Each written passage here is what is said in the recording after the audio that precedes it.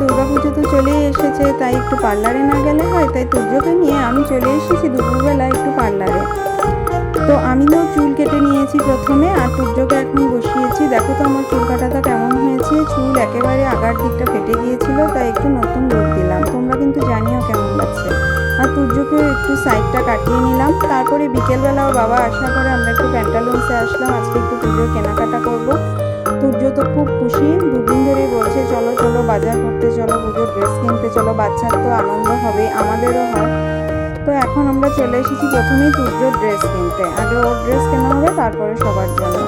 আর ও এসে এখানে মজা পায়, এদিক ওদিকে লোকাতে থাকে। এখন ওর জন্য প্যান্ট টি শার্ট এগুলো দেখা হচ্ছে। শার্টও নিয়েছে ও, ওর নিজের পছন্দ মতন ও নিয়েছে। এখন ট্রায়াল রুমে নিয়ে আসা হয়েছে ওকে, ড্রেসগুলো পরিয়ে পরিয়ে দেখা হচ্ছে কোনটা হয়।